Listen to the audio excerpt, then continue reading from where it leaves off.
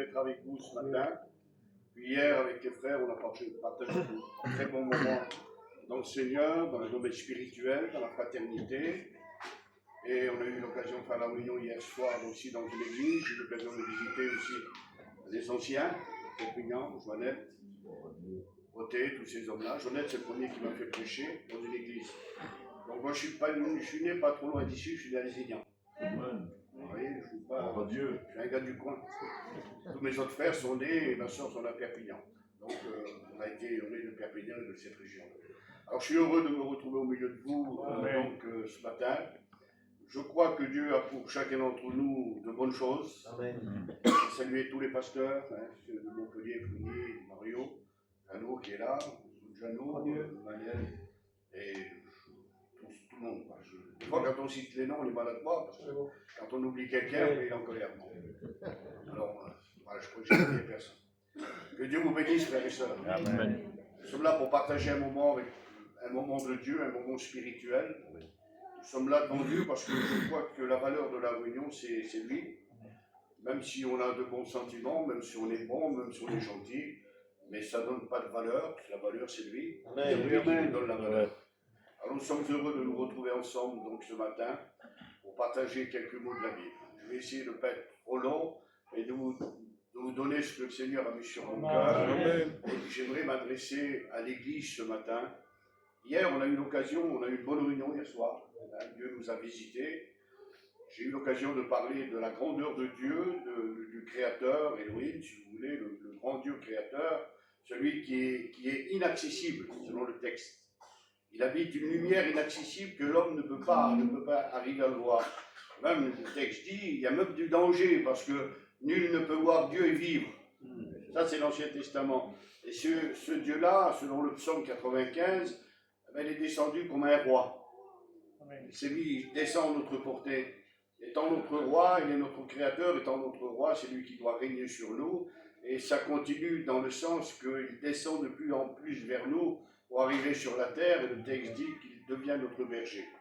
Donc il est capable de se mettre à notre hauteur de chacun d'entre nous.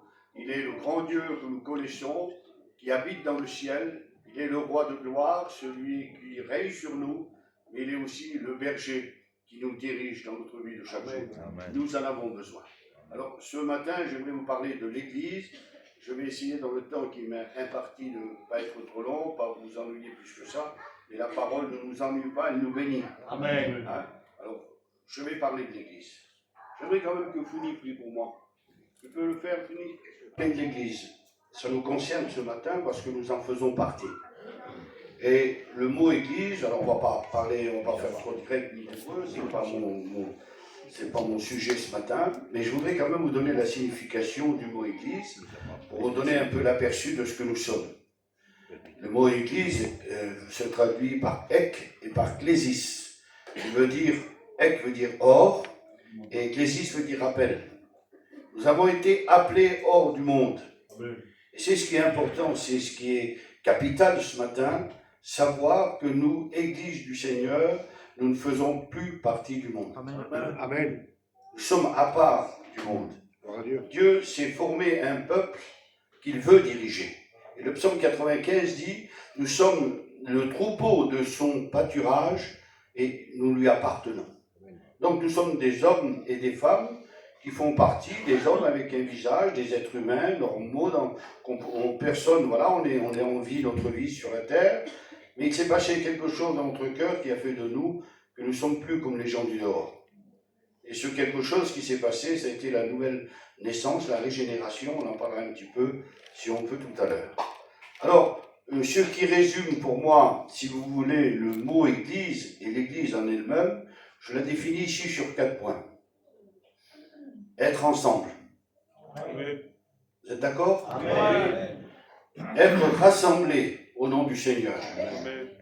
Être dans l'unité. Amen. Être dans la communion. Amen. Voilà les 4 points qu'on peut résumer dans le mot, qu'on peut trouver dans le mot Église, c'est rassemblement, être ensemble, unité, communion. Et si on commence à comprendre ça, on a tout compris. Parce que la Bible nous dit que Dieu s'est fait un peuple à part pour l'adorer, le bénir. Dieu a besoin d'entendre nos mots, d'entendre nos cœurs. Il a besoin que nous puissions les exprimer devant lui. Je disais hier, Jésus connaît toutes choses, mais il va devant le paralytique lui poser une question. Veux-tu être guéri? Ça semblerait un peu bizarre, c'est le Fils de Dieu. La Bible dit qu'il connaît les hommes, il sait la pensée qu'il y a dans le cœur, et pourtant il lui pose une question. Veux-tu être guéri? Pour nous, ce n'est pas trop logique. Mais Jésus a besoin de t'entendre. Il a besoin d'écouter ta voix. Il a besoin de savoir quelle est ta demande. Alors on dit souvent, Dieu connaît toutes choses, Dieu connaît mon cœur, Dieu connaît... Mais ça, on le sait que Dieu connaît toutes choses. Mais Dieu veut t'écouter ce matin. Il veut écouter ta voix et ce qu'il y a dans ton cœur, ton désir pour lui. Il va dire à Bartimée, que veux-tu que je te fasse? Que veux-tu que je fasse? Seigneur, que je retrouve la vue. Il semblerait que, si vous voulez, Bartimée est troublé par la demande de Jésus. Que je retrouve la vue, Seigneur, mais tu sais toutes choses. Oui, j'ai besoin de t'entendre. J'ai besoin de t'écouter. J'ai besoin de savoir ce que tu penses. Amen. Il va dire à Marthe et Marie, où l'avez-vous mis par rapport à Lazare? Où l'avez-vous mis? Comme s'il ne sait pas où Lazare est enterré. Il le sait. Et pourtant, il veut que Marthe et Marie disent, Seigneur, il est là. Amen. Ça fait déjà 4 jours qu'il est là. Jésus, ce matin, a besoin de t'écouter. Amen. Et il veut t'écouter. Amen. C'est pour ça qu'il va dire, rentre dans ta chambre quand tu veux parler avec ton Père. Rentre dans ta chambre, on n'a pas besoin de crier, excusez-moi, de faire de grands cris, on a besoin d'intimité. Amen. Et là, ton Père qui est dans le secret, il te connaît, il te répondra, mais il veut t'entendre.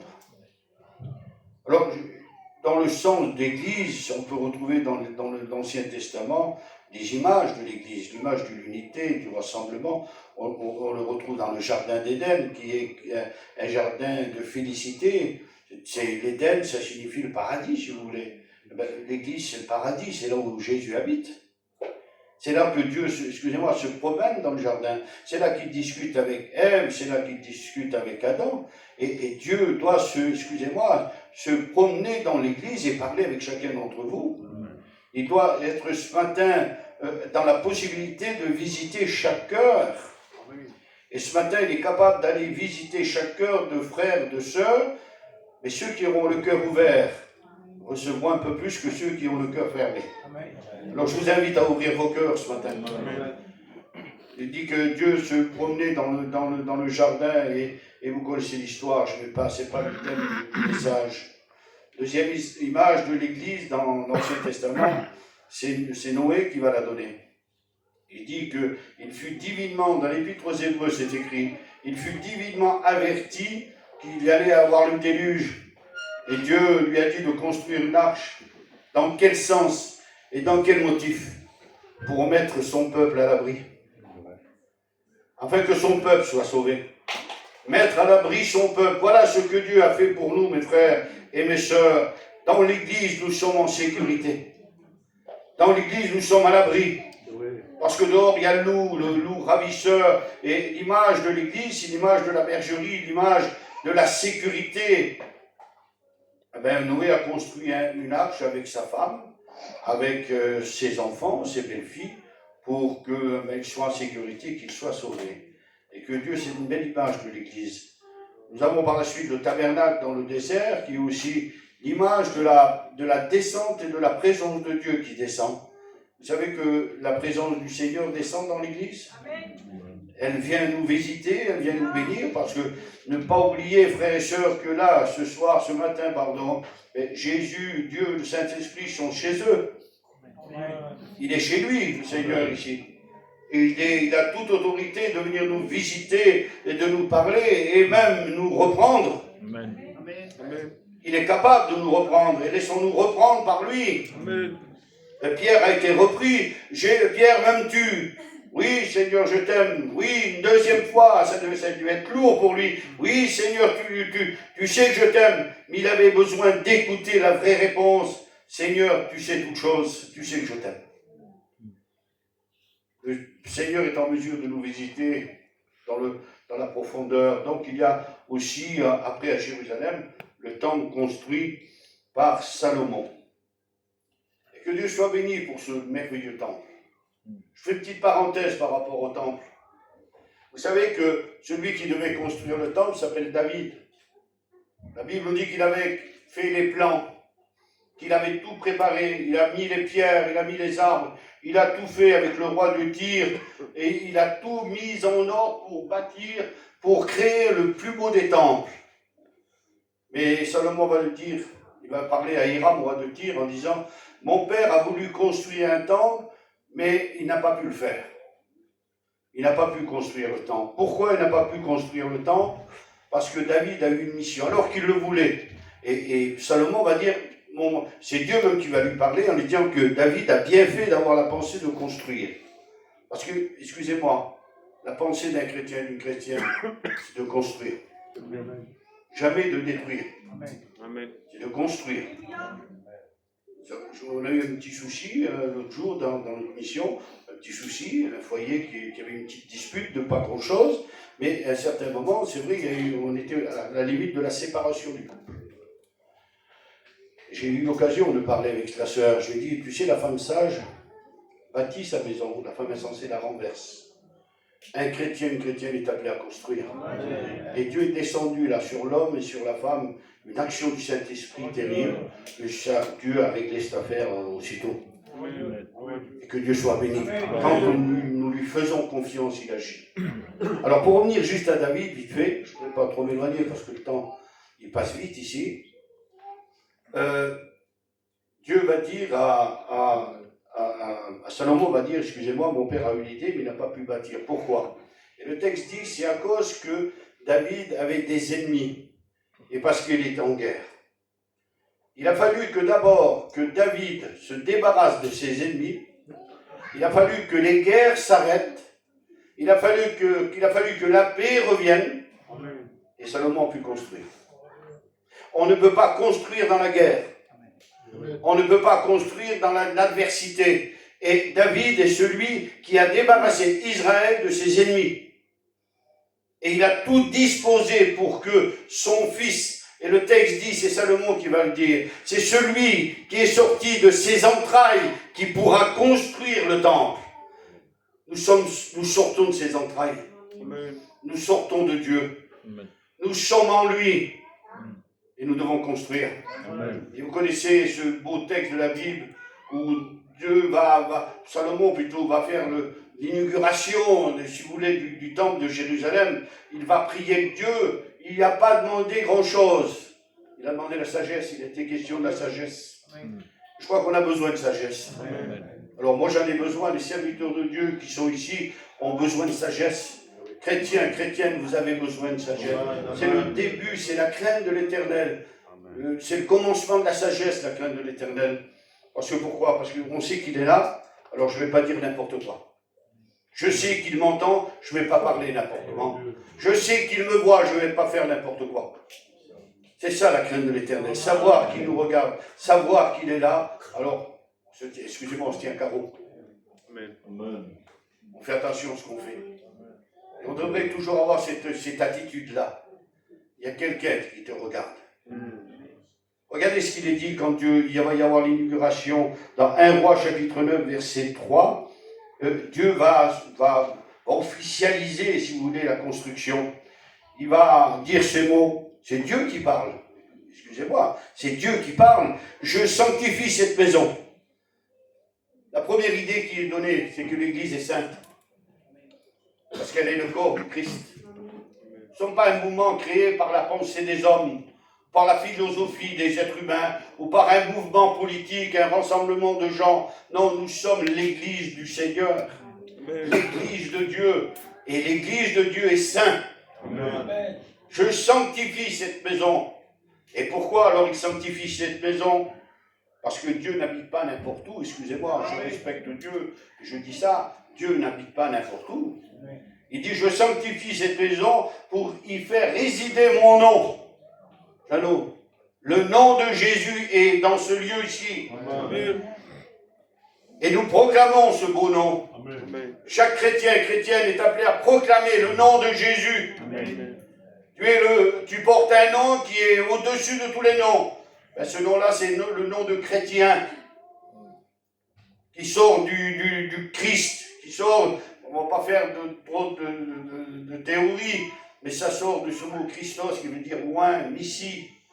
Nous sommes les porteurs du nom de Jésus. Individuellement, tu es porteur du nom de Jésus. C'est pour ça qu'un chrétien ne fait pas n'importe quoi. C'est pour ça qu'une chrétienne ne fait pas n'importe quoi. C'est pour ça qu'on ne dit pas n'importe quoi. C'est pour ça qu'on fait attention. Parce que le texte dit, je sanctifie cette maison pour y faire résider mon nom. Et il y a une promesse. J'aurai toujours mes yeux et mon cœur dans cette maison. Les yeux de Dieu, de Jésus-Christ, sont sur cette église, sont sur nos églises. Amen. Ses yeux sont où réside son nom. Amen. Et si son nom ne réside pas dans cette église, ses yeux et son cœur ne peuvent pas être là. Amen. Vous comprenez cela? Il y a des rassemblements religieux, des mouvements religieux, où le nom de Dieu ne s'y trouve pas. Où ces églises ne sont pas sanctifiées, ne sont pas saintes, parce que le fondement n'est pas bon, n'est pas pur. Notre fondement, nous, s'appelle Jésus-Christ. Il s'appelle celui qui est le sauveur du monde. Je disais à l'église hier de Pézéa, je disais ceci, le grand Moïse, quand il va y avoir la guerre avec Amalek, je le dis parce qu'il faut que je le dise, ça me vient à l'esprit, il y a 4 participants. Il y a Josué, il y a le grand Moïse, il y a Hur et il y a Aaron. Ils sont 4 dans le combat. Et celui qui est le plus risqué, si vous voulez, ben c'est Josué. Hein. Parce qu'il est confronté à Amalek. Il est dans la bataille avec l'épée, avec les javelots, et il est en train de combattre. Mais qu'est-ce qui donne de l'assurance à Josué? Qu'est-ce qui vous donne de l'assurance à vous, frères et sœurs, pasteurs?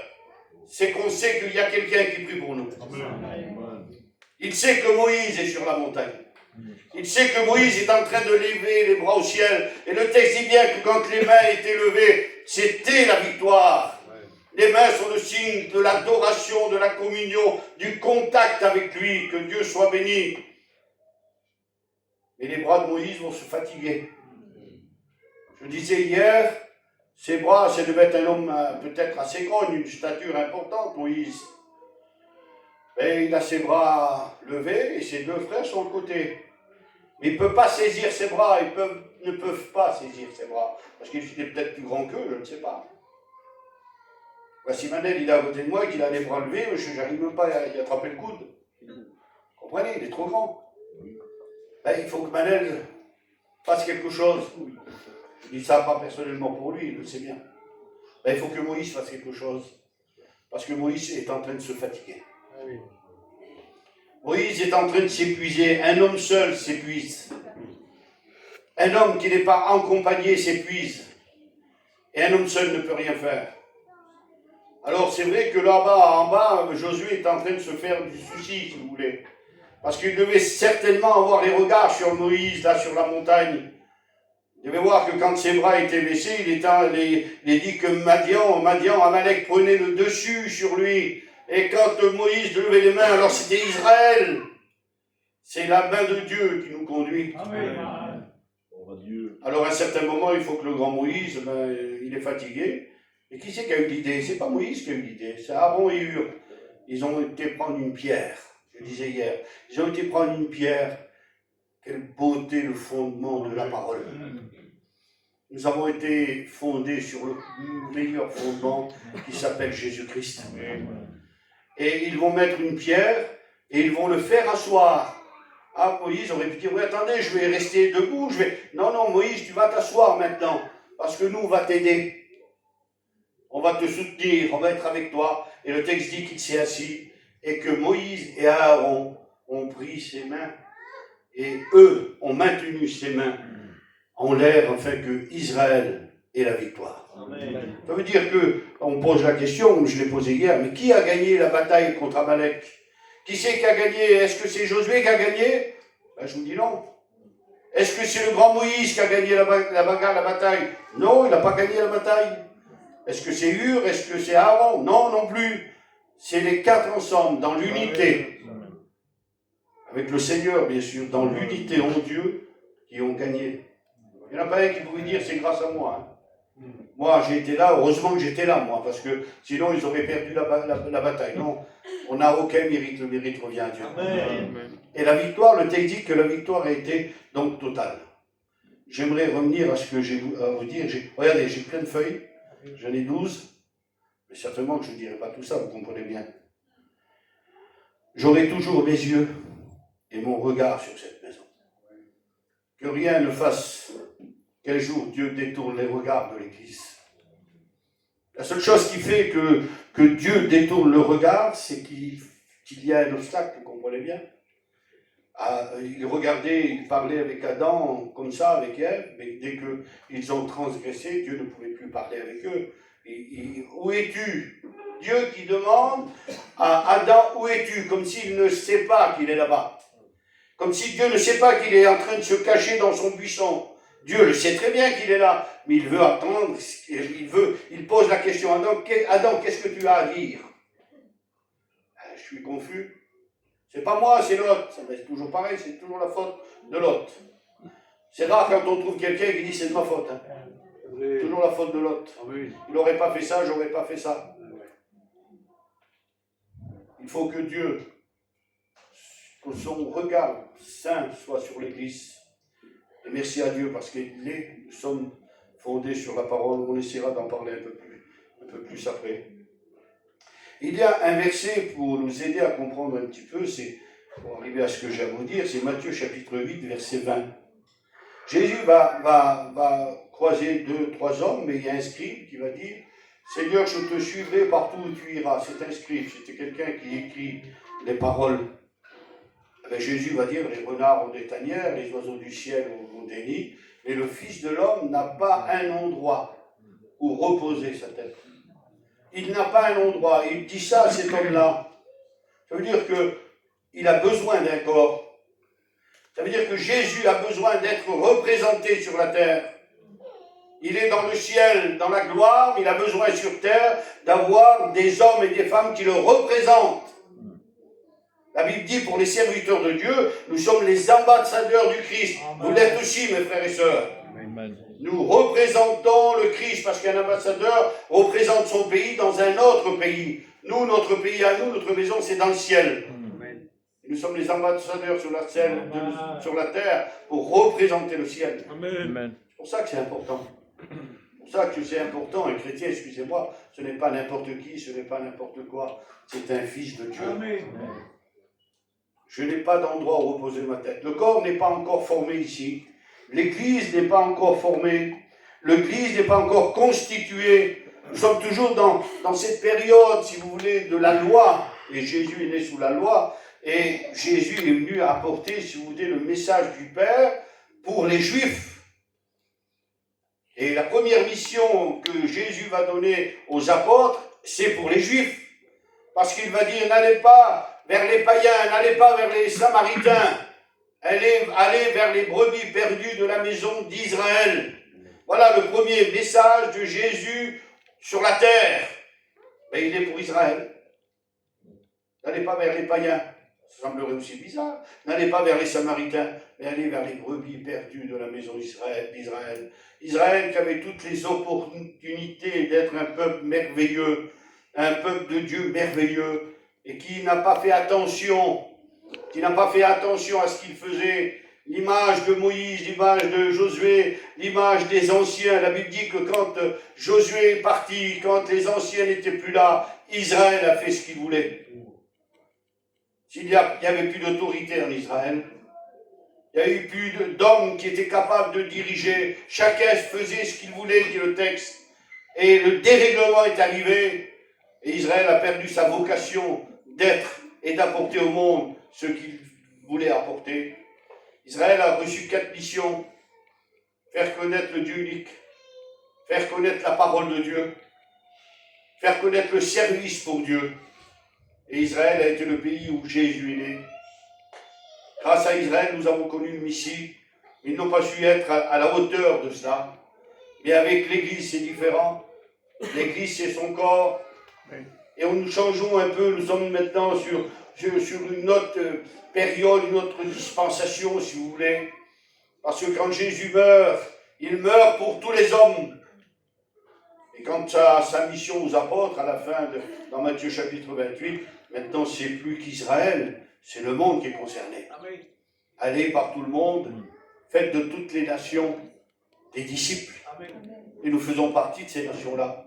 Nous étions exclus, nous étions l'olivier sauvage, qui n'avait pas de part en Israël. Israël est l'olivier franc, c'est eux les élus. Mais nous étions des peuples à part. Et Dieu a fait de ce peuple à part le peuple de Dieu maintenant. Amen. Israël était le peuple à part, une source à part, une nation à part. Il a fait de nous un peuple à part maintenant qui le sert. Il a fait de l'Église son ambassadrice sur la terre, que Dieu soit béni. Alors, pour nous éclaircir un petit peu, il est déjà 11h10, je vais finir à 11h30, c'est bon 11h30 ? Je demande parce qu'après je me fais crier dessus. Matthieu chapitre 16, verset 16. Et Jésus pose une question. Qui dit-on que je suis ? Et là, nous sommes dans un départ d'une construction, d'une idée par rapport à l'Église. Et chacun va aller de sa réflexion, chacun va dire ce qu'ils ont à dire. Un prophète ou un roi, ou si vous voulez, Jean-Baptiste. Mais Pierre va prendre la parole. Vous connaissez, hein, vos pasteurs vous le disent souvent et vous lisez la Bible. Je suis persuadé que vous êtes des lecteurs de la parole. Tu es le Christ, le Fils du Dieu vivant. À cet endroit, à ce moment-là, personne ne pouvait penser et dire que Dieu aurait un fils.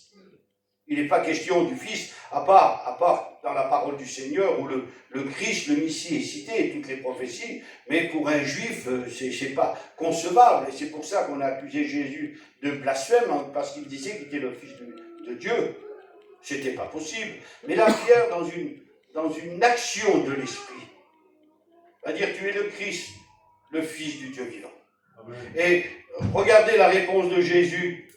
Ce ne sont pas la chair et le sang qui t'ont révélé. La révélation vient du ciel. Amen. Ce n'est pas la chair ni le sang. Ça veut dire que ce n'est pas une déduction d'homme, une réflexion d'homme. Ce n'est pas l'Église, ce n'est pas une pensée d'homme. L'Église, c'est la révélation du Seigneur. Amen. Le plan de Dieu pour l'homme, pour l'Église, vient du ciel. Ce n'est pas la chair et le sang, mais c'est mon Père qui t'a révélé cela. À ce moment-là, Pierre reçoit par l'Esprit une révélation qu'on est dans le départ de l'Église et dans le fondement de l'Église à ce moment-là.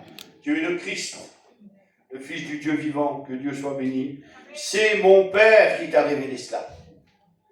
Celui qui avait les regards là-bas sur le temple de Salomon, celui qui avait les regards dans le jardin d'Éden, celui qui avait son regard qui était avec Noé dans l'arche, celui qui était dans le tabernacle, celui qui était dans le temple, eh bien aujourd'hui ses regards sont sur l'Église. Amen. Quel privilège nous avons, mes frères. Amen. Au niveau de la société, excusez-moi, nous ne sommes pas grand-chose. Mais aux yeux de Dieu, nous avons une valeur inestimable. Amen. Parce que nous sommes son Église. Amen. Et que Dieu soit béni pour cela. Amen. Alors à ce moment-là, bien sûr, ne jamais oublier que si ça vient du ciel, il dit, c'est mon Père qui est dans les cieux qui t'a révélé cela. Ça veut dire quoi, mes frères? Je m'adresse au pasteur, que l'Église ici, c'est une construction spirituelle. Amen. On a de beaux murs, on a une belle salle, mais la réalité, c'est vous, l'Église. Amen. C'est une construction qui vient du ciel. Ça veut dire que c'est Dieu qui l'a voulu. L'Église, c'est Dieu qui l'a voulu pour que nous puissions nous rassembler ensemble. 2 ou 3 réunis en mon nom, je suis au milieu de vous. Donc, 2 ou 3, déjà nous formons le corps du Christ. Et à ce moment-là, Jésus va répondre à Pierre, et je te dis que tu es Pierre, et que sur ce roc, sur moi-même, je bâtirai mon Église. Je bâtirai mon Église. J'aime ça, cette réflexion ici. Quand Jésus dit, il va parler à Pierre, il ne va pas lui dire « Tu es heureux, Pierre !» Parce que Pierre, c'est le nom que Jésus lui a donné. C'est un nom spirituel. Jésus a changé son nom. Il s'appelait Simon avant. Mais Jésus, il dit ça. Tu es heureux, Simon. Il ne dit pas tu es heureux, Pierre. Tu es heureux, Simon. Parce qu'en tant qu'homme, tu es capable de reconnaître que la révélation vient du ciel. Amen. Et que le Dieu grand et si puissant que nous avons est capable de se révéler dans un homme. Amen. C'est l'homme qui parle, c'est Simon. Tu es heureux, Simon. Ça veut dire qu'un homme peut proclamer la gloire de Dieu. Ça veut dire qu'une femme, une sœur peut proclamer la gloire de Dieu. Ça veut dire que l'Église composée d'hommes et de femmes peuvent célébrer la gloire de Dieu. Nous restons des hommes, nous restons des humains, et c'est pour ça que ça ne va pas toujours comme on voudrait. On essaye parfois, mais on fait même des erreurs sans s'en apercevoir. Nous restons des hommes, et Pierre est bien placé pour dire et en parler. Il a fait plein d'erreurs, Pierre. Et là, Dieu se révèle, le Père. C'est le Père qui te l'a révélé à toi. Ça veut dire que c'est dans ton cœur que Dieu veut te révéler quelque chose ce matin. Personnellement à toi, à une femme, à un frère, à une sœur, à quelqu'un, Dieu veut se révéler dans ton cœur. C'est à toi que Dieu parle. Il y a peut-être longtemps que tu n'as pas reçu de révélation du ciel. Il y a peut-être longtemps que tu n'es plus en communion avec lui. Dieu voudrait te faire parler ce matin. Comme je le disais hier, Dieu voudrait t'écouter. Ah, Dieu connaît toutes choses, si, il connaît toutes choses. Mais Dieu veut t'écouter. Amen. Amen. Alors on continue juste encore un petit peu, il nous reste un petit quart d'heure. Alors, tu es Pierre, ça veut dire sur ta confession d'homme, l'Église, parce qu'elle est construite du ciel, mais elle est construite par des hommes. Ceux qui dirigent l'Église aujourd'hui, ce ne sont pas des, ce ne sont pas des extraterrestres, hein. Ce sont des hommes qui ont reçu un ministère du ciel.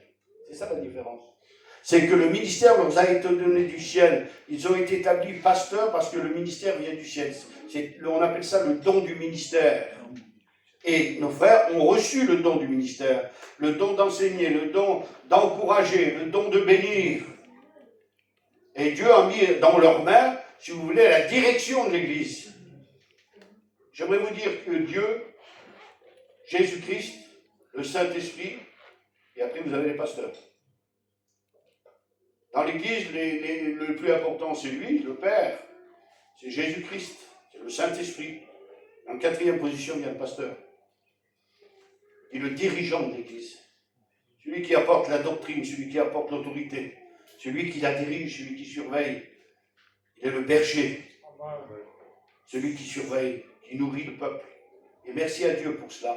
Alors je passe un petit peu vite, parce que regardez, je voudrais vous dire avec vous cela. Ésaïe chapitre 51. Écoutez-moi, vous qui poursuivez la justice, qui cherchez l'Éternel. Et c'est une invitation pour vous et pour moi. Portez les regards sur le rocher d'où vous avez été taillés. Qui c'est le rocher? C'est Jésus, je crois. Tu as été taillé sur le rocher qui s'appelle Jésus. L'Église a été taillée, façonnée sur le rocher qui s'appelle Jésus. C'est pour ça que c'est important ce matin. De reconnaître que, excusez-moi, nous ne sommes pas des hommes et des femmes normales, nous sommes des hommes et des femmes qui ont accepté Jésus et qui ont une grande valeur et une grande autorité. Le diable tremble devant l'Église. Le diable tremble devant une chrétienne, un chrétien, devant un serviteur de Dieu en plus. Nous sommes une autorité spirituelle. Amen. Et cette autorité spirituelle, elle ne vient pas de nous, parce que nous sommes de la chair, mais elle vient de l'autorité que lui nous a donnée. Amen. Et que Dieu soit béni et glorifié pour cela. Tu as été taillé sur la plus belle des pierres, sur le plus beau des fondements. C'est pour ça qu'on lui ressemble. C'est pour ça qu'on fait ce qu'il nous demande de faire. C'est pour ça qu'on essaye depuis des années. Je suis converti, j'avais 17 ans et demi. Je disais aux frères hier, là, j'ai acheté ma première Bible à l'âge, j'avais pas encore 18 ans. J'allais faire 18 ans le 23 mars, je ne les avais pas encore. Au marché aux puces de Perpignan, j'ai acheté ma première Bible, 10 francs. Je l'ai encore, ça fait 48, 49 ans de ça. J'ai toujours ma Bible. Je l'ai acheté 10 francs, j'ai marqué derrière 4 mars 1978. On est fondé sur le vrai roc. Et on ne bougera pas. Amen. On ne bougera pas. Parce que c'est lui qui ne bouge pas en réalité. Amen. Il y a une petite histoire que j'aimerais vous donner, je ne veux pas aller trop bien loin. C'est l'histoire d'un homme qui, son bateau a fait naufrage, vous devez savoir, connaître cette histoire. Il a fait naufrage et il s'est agrippé sur un rocher. Et tout le monde le cherchait, et à un certain moment, quand le jour va se lever, il a passé la nuit sur le rocher. Mais alors il ne lâchait pas le rocher, hein. Parce que s'il lâchait le rocher, il tombait dans l'eau, il était noyé. Et quand ils l'ont trouvé, ils l'ont récupéré. Il a dit, et les hommes lui ont dit, tu as dû avoir peur, tu as dû trembler, tu as passé par toutes les étapes. Et cet homme a dit, oui, j'ai eu peur, j'ai tremblé, mais le rocher sur lequel j'étais était solide. Amen. Si vous ne lâchez pas le rocher, vous êtes des hommes solides. Mais dès qu'on lâche le rocher, alors nous sommes en péril. Dieu heureux Simon, et que Dieu soit béni.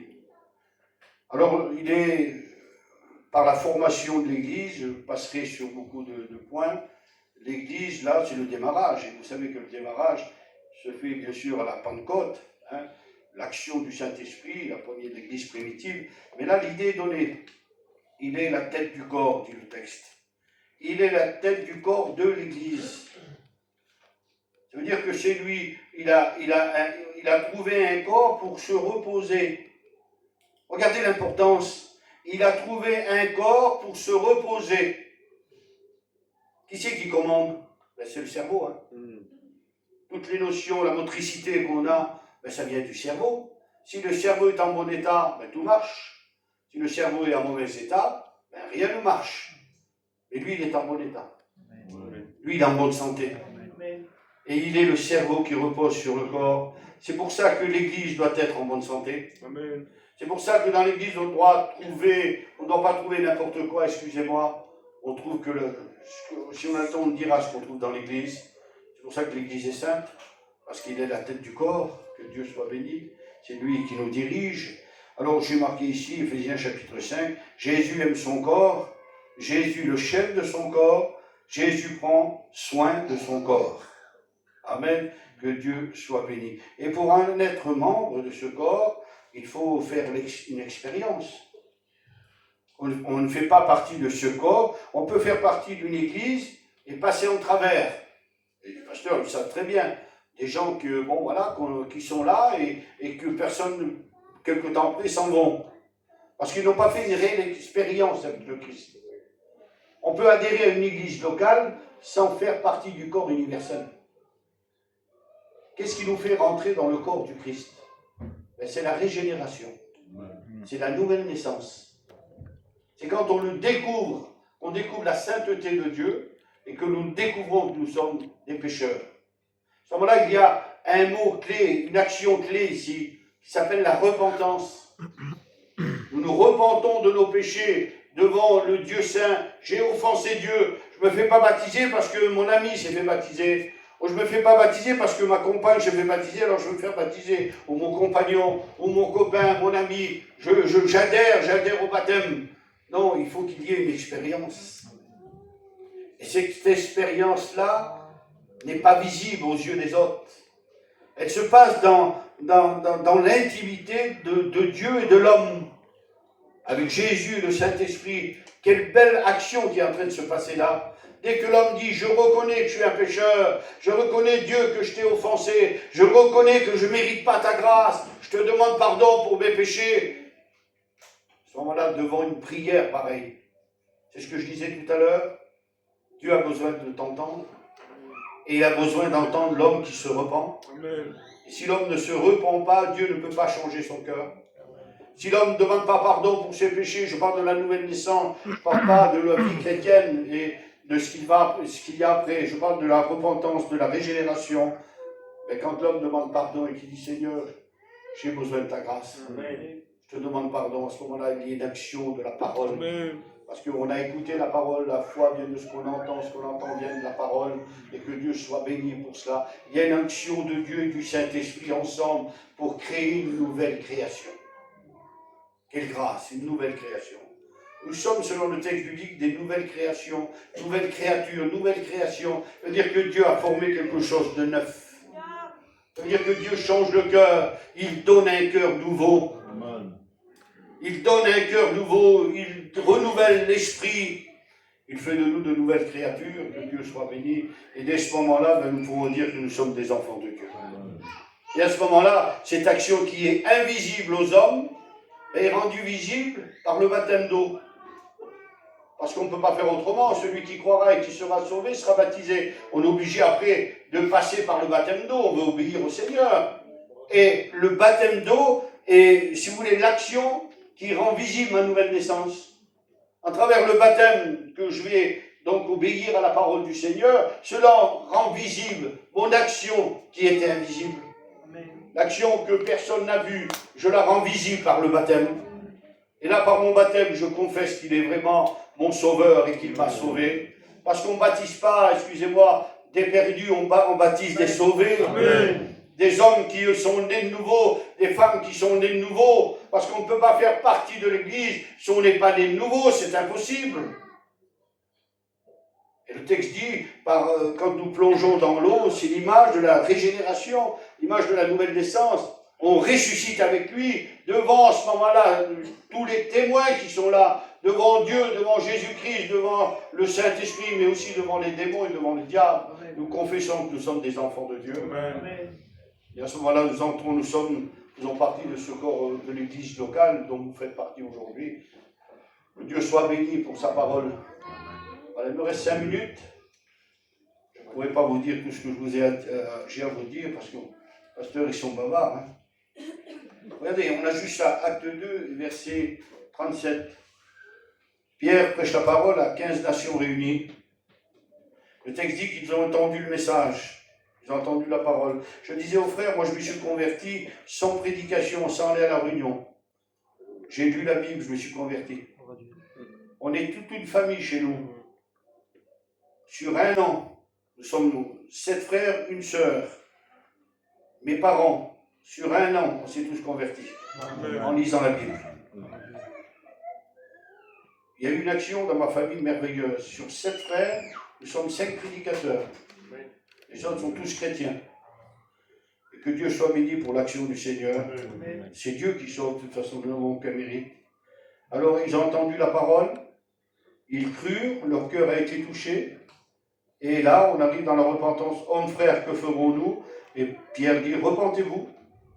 Et ceux qui acceptèrent sa parole furent baptisés. Ça, c'est la logique de la nouvelle naissance. Avec le baptême, c'est ce qu'il nous faut pour faire partie du corps du Christ. Et à ce moment-là, on porte le nom de chrétien. Je vous dis rapidement, en 5 minutes, le fondement de l'Église. C'est ce que je vous dis là, c'est ce qu'il y a dans l'Église ici. 4 bases qui régissent l'Église. Les 4 critères de l'Église, c'est l'enseignement de la parole, l'enseignement de la parole, l'enseignement des apôtres et des prophètes. Parce que ça démarre là-bas dès le début. Et ça finit, bien sûr, avec le Nouveau Testament. Les apôtres, l'Ancien Testament uni avec le Nouveau Testament, ça c'est l'enseignement réel de la parole. S'il n'y a pas d'enseignement, il n'y a pas de progression. Mais mes frères qui sont là, le texte dit, enseignez-leur à observer tout ce que je vous ai prescrit. Ça veut dire qu'on n'est pas là pour dire n'importe quoi. Et mes frères qui sont pasteurs et notre mission depuis 74 ans n'a pas dit n'importe quoi. Bien que le premier pasteur ne savait ni lire ni écrire. Et il prêchait la doctrine, il prêchait la parole. Je suis là en ce moment, j'ai eu l'occasion d'être avec le frère de Mans. Il nous a fait 2 réunions. J'ai été aux études avec lui et j'ai été aux études avec son beau-frère, qui est aussi le beau-frère de Mans. Des hommes sans instruction, mais des hommes vrais. Amen. On n'a pas besoin, ce n'est pas l'instruction qui nous sauvera. C'est la vérité qui tient dans notre cœur. Amen. Alors le texte dit que l'enseignement, apportez-leur, enseignez-leur ce que je vous ai prescrit. Ça veut dire qu'on se réfère à la Bible. C'est ce que vos pasteurs vous disent aujourd'hui. Et je suis persuadé, mes frères et sœurs, et ça ne me gêne pas de le dire aux pasteurs, Si demain un de nos pasteurs enseignerait quelque chose qui ne va pas, je suis persuadé que l'Église est capable de dire que ça ne va pas. C'est vrai, amen. Comme ça. Dieu. Nous sommes tous garants de la parole. Et on ne va pas mener nos gens n'importe où, on ne peut pas les amener n'importe où. On a des hommes et des femmes qui connaissent la Bible. Vous comprenez? Ça veut dire qu'on prêche, mais on doit prêcher la Bible. Et on doit faire et enseigner ce que prescrit la parole. Voilà, je vais essayer de finir ça. Vite fait, j'essaie de ressortir quelques versets, vite fait pour conclure. Donc il y a la parole, la doctrine, dit les choses qui sont conformes à l'Église, et là on ne peut pas s'étendre là-dessus. Le deuxième principe, si vous voulez, qui est un des principes merveilleux, c'est la communion fraternelle. Il persévérait dans l'enseignement, et ça c'est placé en premier. Hein. C'est pas la prière qui est passée en premier, c'est l'enseignement de la parole. Il persévérait dans la parole, dans la communion fraternelle, qu'il est doux et agréable pour des frères de demeurer ensemble. Ça veut dire des frères qui sont unis ensemble. On l'a dit tout à l'heure, la victoire se trouve dans l'union, dans l'unité. Être ensemble, c'est ça. Une église victorieuse, c'est une église qui est ensemble. Ils avaient tout en commun. On partage moins aujourd'hui. Hein. Partage ton pain avec celui qui a faim. Ça, c'est la devise de l'église. Aider ceux qui sont dans le besoin. Celui qui a deux tuniques partage. On ne partage pas trop aujourd'hui. Il faut qu'on apprenne à partager. Ça se faisait beaucoup plus avant. Mais c'est un critère de l'église. Enseignement, communion fraternelle, ça veut dire l'unité ensemble. La fraction du pain, la Sainte Seine. Si on n'a pas de Sainte Seine dans l'église, ce ne serait pas normal. La Sainte Seine nous rappelle que nous sommes sauvés, mais nous rappelle que nous étions perdus. Il faut faire le poids. Ça nous rappelle que nous sommes aujourd'hui sauvés parce que nous pouvons prendre la Sainte Seine, mais ça nous rappelle aussi que nous étions perdus. Alors il faut que la Sainte Seine se trouve dans l'église. Et Jésus, l'apôtre Paul, va dire plutôt jusqu'à ce que le Seigneur revienne. Ça veut dire tant que Jésus ne sera pas là, on pratiquera la Sainte Seine. Parce que tant qu'il n'est pas là, on a besoin de retrouver en nous le sacrifice de la croix. On a besoin de se rappeler qu'il est mort pour moi. J'ai besoin de me rappeler qu'il est mort pour mes péchés. J'ai besoin de me rappeler qu'il est ressuscité pour me justifier. Et si je suis sauvé aujourd'hui, c'est grâce à lui. Et la Sainte Seine nous permet de nous rappeler, mémoriser ce que lui a fait. Faites ceci en mémoire de moi. Et nous nous rappelons que nous étions perdus, mais qu'il nous a sauvés. Je veux me rappeler qu'il a souffert. Je veux me rappeler qu'on lui a mis des clous dans les mains, dans les pieds, qu'on lui a transpercé le côté. Je veux me rappeler qu'on lui a mis une couronne sur la tête. Je veux me rappeler qu'on lui a, excusez-moi, craché au visage. Je veux me rappeler qu'on lui a donné des coups de poing, des gifles. Je veux me rappeler de tout cela. Mais pour qui, Seigneur? Pour qui tu as fait ça? Pour un homme et une femme qui n'en valaient pas le coup, excusez-moi. Il nous a aimés. Amen. C'est pour ça qu'il l'a fait. Vous savez, je dis souvent, et je ne me gêne pas de vous le dire aujourd'hui, il y a des hommes qui disent, mais l'enfer, c'est rien, je vais y aller. Il n'y a pas longtemps qu'un homme m'a dit ça. Moi, un chrétien baptisé qui dit, moi, l'enfer, non, je vais aller à l'enfer, c'est pas grave. Je lui dis, tu dis ça parce que tu ne connais pas l'enfer. Tes paroles sont insensées. Le seul qui connaît l'enfer, c'est Dieu. Dieu a créé l'enfer, mais il l'a créé pour le diable et ses démons. Il n'a pas créé l'enfer pour l'homme et la femme. Il l'a créé pour le diable et les démons. Mais malheureusement, il y en a qui suivront le diable et les démons et qui iront en enfer. C'est pour ça que Dieu, mes frères, mes sœurs, Dieu veut que personne ne se perde. C'est pour ça qu'il y a des serviteurs de Dieu qui prêchent la parole. C'est pour ça qu'on va partout où on peut le faire, prêcher le beau message de la repentance et du Sauveur Jésus-Christ. Parce qu'on ne veut que personne ne se perde. C'est le texte qui dit, Dieu veut que personne ne se perde, mais que tous soient sauvés. L'importance des âmes. Paul était capable de dire, alors je ne sais pas si c'était, mais je vois que dans sa conception, il le dit, dans un moment où il a bien réfléchi, même si moi je serais perdu, je veux que mon peuple soit sauvé. Regardez l'importance. Moïse va dire devant Dieu, Dieu, ne m'efface pas de ton livre de vie. Je ne veux pas, Seigneur, efface-moi à moi, mais ne détruis pas ton peuple. À un certain moment, Dieu a mis Moïse à l'épreuve. Hein. On sait très bien que Dieu n'aurait jamais détruit Israël. Il l'a mis à l'épreuve. Il a dit quelque chose où Moïse aurait pu réfléchir. Je vais tous les détruire, mais je ferai de toi, Moïse, une grande nation. Et ça ne correspond pas aux promesses de la Bible. Parce que ces promesses-là ont été faites à Abraham. Et Dieu ne revient pas sur sa parole. Et Moïse, c'est vrai, dans sa réflexion, a dit, Seigneur, même si moi j'en paye le prix, mais je ne veux pas que tu détruises ton peuple. Que vont dire les nations? Qu'est-ce que les gens vont dire? Le texte dit, regardez, je jette le bon ça. Il me conduit dans la vallée de l'ombre de la mort, il me dirige, le texte, le psaume 23, et il dit, à cause de son nom. C'est à cause de lui qu'il le fait.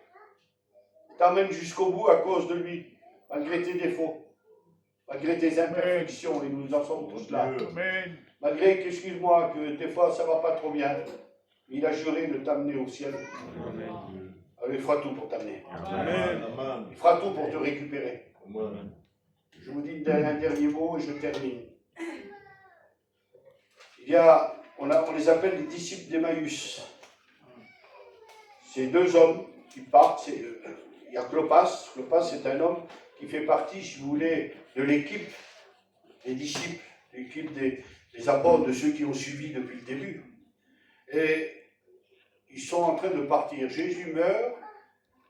Ils ont de vagues idées. Ils ont entendu parler que les femmes l'ont vu ressusciter, mais ils sont là.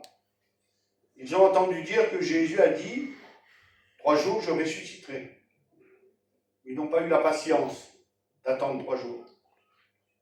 Ils étaient déjà partis sur le chemin d'Emmaüs. Ils étaient déjà partis alors qu'ils ne savaient pas que Jésus était ressuscité. Nous avons écouté des femmes qui l'ont dit qu'il n'était plus au tombeau. Mais ça ne leur suffit pas, ils partent. Ils sont impatients. Et quand ils partent sur le chemin d'Emmaüs, c'est 11 km 500 de Jérusalem. C'est pas loin. Mais j'aime cette image, je reconnais mon Sauveur dans cette image. Jésus est en train, excusez-moi, de leur courir après. Jésus est en train de leur courir après et leur porter un message en leur disant, il ne faut pas s'éloigner de Jérusalem. Vous n'avez rien vu encore. C'est le Christ en personne, celui dont ils n'ont pas eu la patience d'attendre la résurrection, qui est en train de les rattraper. Le texte dit qu'ils marchaient pour partir chez eux. Je ne sais pas ce qu'ils avaient oublié ou ce qu'ils allaient chercher. Le texte dit que Jésus, en marchant, il va se joindre à eux, il va marcher avec eux. Et là aussi, on trouve un discours qu'on ne comprend pas. Jésus, il dit, de quoi vous parlez? Comme s'il ne le sait pas. Il veut écouter la voix de ces deux hommes-là. Il veut savoir ce qu'il y a dans leur cœur, en réalité. Ben, dites-moi ce qu'il y a. Il y a Jésus qui est mort, tu n'es pas au courant? On l'a crucifié, nos magistrats, nos sacrificateurs, la haute autorité des Juifs. Ben, ils ont crucifié Jésus, les Romains ont crucifié Jésus. D'accord? Et de quoi vous parliez quoi? Alors dites-moi de quoi vous parlez. Alors ils vont dire, ces hommes-là, ça fait 3 jours que cette chose est passée, qui est arrivée, et rien ne s'est passé. Jésus ne les a même pas engueulés. Alors ils vont dire, mais vous le saviez quand même. Pourquoi vous êtes partis avant? Pourquoi vous n'avez pas attendu la résurrection? Alors il discute avec eux, et le texte dit qu'à un certain moment, il va tout leur retracer l'histoire. Il va partir de Moïse, des rois, des prophètes. Il va encore, quelle patience il a le Seigneur. Il leur explique encore tout. Tout ce qu'il leur avait dit étant vivant, il leur dit étant ressuscité.